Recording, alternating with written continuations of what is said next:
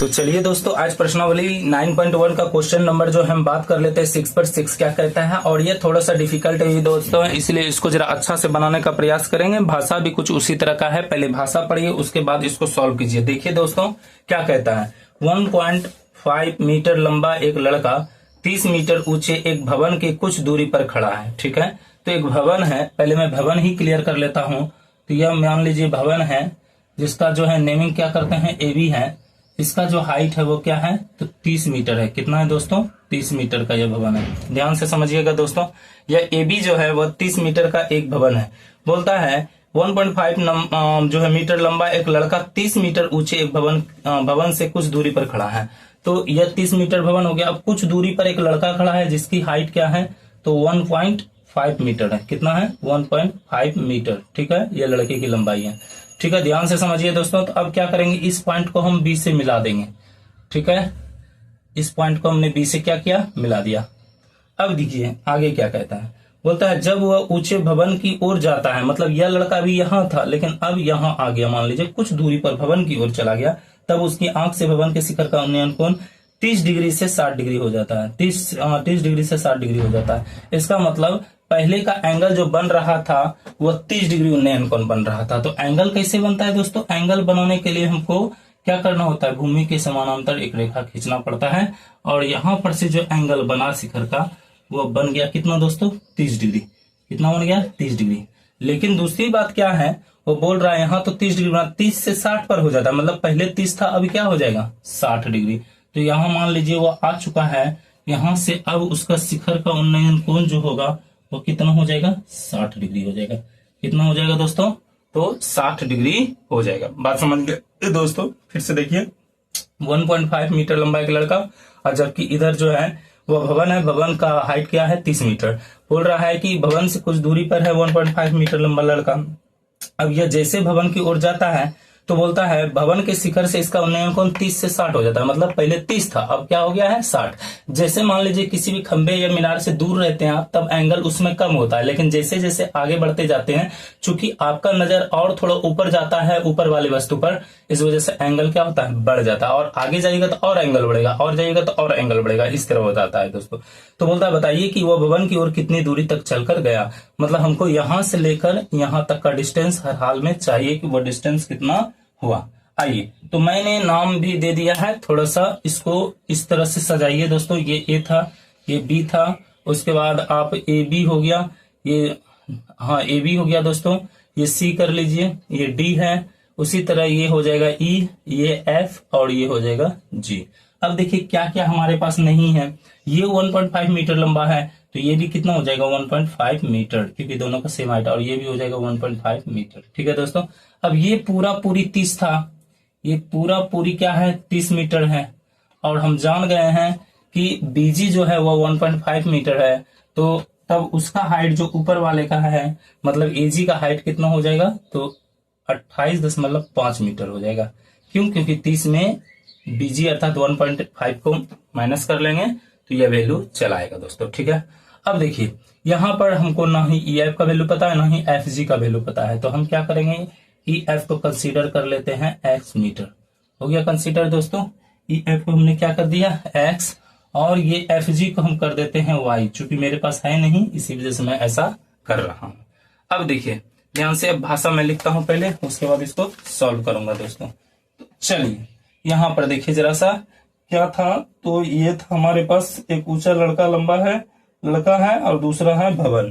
तो यहाँ पर ए बी जो है वो भवन है, ए बी क्या है, ए बी एक भवन है, ए बी क्या हो गया दोस्तों, एक भवन है। ए बी क्या हो जाएगा दोस्तों, तो ए बी एक भवन हो जाएगा। ठीक है, अब भवन की जो ऊंचाई है वो कितनी है, तो यहाँ पर है 30 मीटर, भवन की ऊंचाई कितनी है 30 मीटर है। तो यहाँ पर ये भी दिखाना होगा कि ईसी एक लंबा लड़का है, ईसी क्या है, ईसी एक लंबा लड़का है। ठीक है, इसी एक लंबा लड़का। अब सारे का वैल्यू हम लिख देता हूं, मैं लिखता हूं दोस्तों। तो देखिए ए बी का वैल्यू कितना है 30 मीटर, ए बी का वैल्यू कितना है 30 मीटर। अब देखिए ईसी एफ डी और जीबी ये सभी बराबर होंगे, तो लिख देंगे ईसी एफडी और जीबी ये सभी क्या है बराबर, तो कितना है 1.5 मीटर।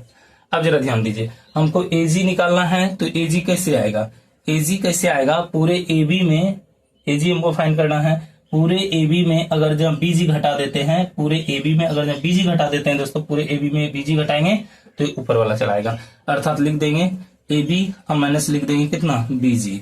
अब एबी का वैल्यू कितना है 30 और बीजी का वैल्यू कितना है 1.5, तो यह घट कर आ जाएगा 28.5 मीटर। ठीक है दोस्तों, और देखिए अब यहाँ पर उन्नयन कोण क्या है, चूंकि मेरे पास जगह नहीं है इसलिए मैं ऊपर लिख रहा हूं, आप नीचे लिख सकते हैं।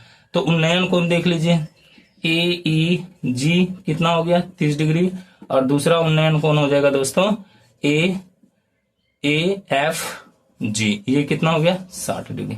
अब चलिए हमको इसमें फाइंड क्या करना है, एक्स का वैल्यू की ये जो लड़का है बिंदु ई से एफ तक गया तो इसकी दूरी क्या है, यही ना पूछा गया था, अर्थात भवन की ओर कितनी दूरी तक चल कर गया है, या जो यहां से यहां तक आया मतलब भवन की ओर जा रहा है तो कितना दूरी भवन की ओर गया है, यही निकालना है मैंने। कहा जाए तो इसमें जो है हमको एक्स का वैल्यू निकालना है दोस्तों कि एक्चुअल में एक्स का वैल्यू कितना आया। चलिए सॉल्व करते हैं। सबसे पहले किसी त्रिभुज में या तो छोटा वाला या बड़ा वाला त्रिभुज में काम कीजिए, तो लिखते हैं चूंकि त्रिभुज ए किसी भी एक में ए जी ई में, बड़े वाले में काम कर लेते हैं, ए जी ई में। अब ए जी ई में काम करेंगे तो क्या हमको मिलेगा, तो देखिए इस ट्रायंगल को देखिए ए जी ई, अब इस कोण के एंगल से ये पी है और ये ए जी क्या है बी है, अर्थात 10 का वैल्यू लग रहा है, तो हो जाएगा 10 30 डिग्री बराबर ए जी बटे हो जाएगा जी या इजी। ठीक है, जी या इजी, तो इसको इजी कर देते हैं। अब देखिए 30 का वैल्यू 1/√3 और ये एजी का वैल्यू हमने निकाला 28.5। अब इजी को जरा ध्यान से देखिए तो इसको लिखते हैं E F plus F G. ठीक है, क्योंकि पूरा इजी बना है E F plus F G से, इसको लिख सकते हैं E F plus F G. ठीक है, ये हो गया 1/√3 28.5 बटे। अब देखिए इजी ई एफ क्या है एक्स और एफ जी क्या है वाई।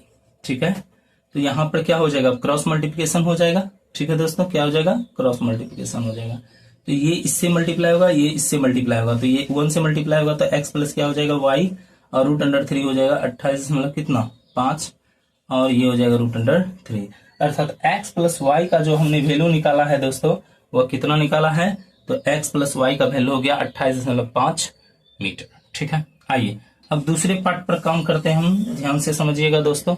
दूसरा पार्ट पर काम क्या करना है, तो अब छोटे वाले पर काम कर लेते हैं। ठीक है, अर्थात ए जी एफ पर, चूंकि त्रिभुज ए जी एफ में, तो ए जी एफ में क्या हो जाएगा, फिर देखिए ये इस एंगल के अकॉर्डिंग ये पी और ये बी है, तो इसका मतलब 60 डिग्री बराबर हो जाएगा ए जी और बटे हो जाएगा एफ जी। अब देखिए 60 का वैल्यू हो गया √3 और ए जी का वैल्यू हो गया 28.5 बटे एफ जी का वैल्यू कितना है y। अब ये यहां आ जाएगा और ये यहां आ जाएगा, ये पहले ऐसा कीजिए √3 इंटू वाई कर लीजिए और इसके बाद हो गया 28.5। अब क्या करेंगे y निकालना है तो √3 से भाग दे देंगे, अर्थात y बराबर 28.5 बटे हो जाएगा √3। ठीक है दोस्तों, इस प्रकार देखिए हमने y का वैल्यू निकाला, हमको चाहिए x हर हाल में। तो देखिए दोस्तों समीकरण फर्स्ट से, समीकरण फर्स्ट में क्या है x प्लस वाई बराबर है 28.5 √3। ठीक है, अब क्या करेंगे, चूंकि y निकाल चुके हैं इसलिए y को उधर लेकर चल जाते हैं 28.5 √3 और माइनस हो जाएगा क्या y।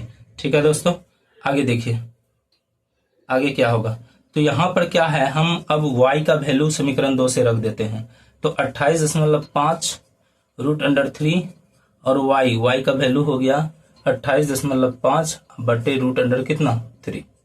ठीक है, ये 28.5 बटे √3 कहां से आया, समीकरण 2 से हमने इसको लाया है, समीकरण 2 से। ठीक है दोस्तों, समीकरण 2 से।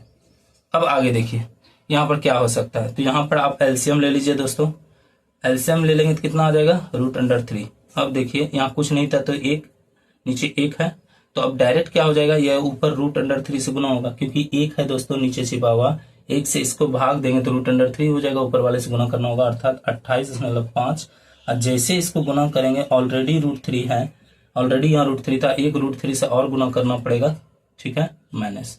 और यहाँ देखिए 3 से √3 को भाग देंगे तो क्या बचेगा हमारे पास, सिर्फ जो है 1 बचेगा, और ऊपर वाले से गुना करेंगे अर्थात 28 कितना हो जाएगा 5। ठीक है दोस्तों, आइए आगे देखते हैं क्या करना है। अब आगे ध्यान से देखिए, यह x बराबर √3 इंटू √3 √9, और इसका वर्गमूल कितना हो जाता है 3 हो जाता है, ये 3 से गुना हो जाएगा, ये कितना हुआ 28.5। ठीक है, अब बटे में क्या है दोस्तों √3। अब इसको सॉल्व करते हैं। जैसे 28.5 को आप मल्टीप्लाई करते हैं 3 से, तो ये कितना हो जाएगा, ध्यान से 85.5, अब माइनस हो जाएगा 28.5 बटे √, कितना हो जाएगा 3। ठीक है दोस्तों, चलिए आगे और थोड़ा सा सॉल्व करते हैं। तो ये घटा दीजिए दोस्तों, देखिए कितना बचता है, तो ये हो जाएगा 57, अब बटे हो जाएगा √, कितना 3, ये आ गया है ना दोस्तों। तो आइए अब क्या करना है, अब यहाँ पर हमारा कोशिश पूरा रहेगा कि इसका जो है वर्गमूल कर लिया जाए। चलिए तो इसको वर्गमूल करते हैं, और वर्गमूल करके इसको सॉल्व करते हैं। वर्गमूल मतलब सॉरी वर्गमूल नहीं, परिमेयकरण करते हैं, इसका परिमेयकरण करके सॉल्व करते हैं। तो ये हो गया 57 बटे √3, अब परिमेयकरण करेंगे तो √3 अब बटे हो जाएगा √3, सिर्फ चीजें से मल्टीप्लाई। फिर क्या हो जाएगा दोस्तों, तो ये हो गया 57 और √3, ये दोनों गुना होगा, √9 हो जाएगा, इसका वर्गमूल निकलता है 3। ये कटेगा तो कितने टाइम्स में कटेगा, ये 19 बार में कटेगा, √3, अर्थात x का वैल्यू कितना आ गया दोस्तों, तो x का जो वैल्यू हमने निकाला है वह निकाला 19 √3। अतः लड़का भवन तक जो जाएगा वह कितना जाएगा, ध्यान से देखिए। तो मैं यहाँ पर भाषा लिख देता हूँ दोस्तों, क्योंकि मेरे पास यहाँ पर जगह कम है, लिख देता हूँ। अतः लड़का भवन की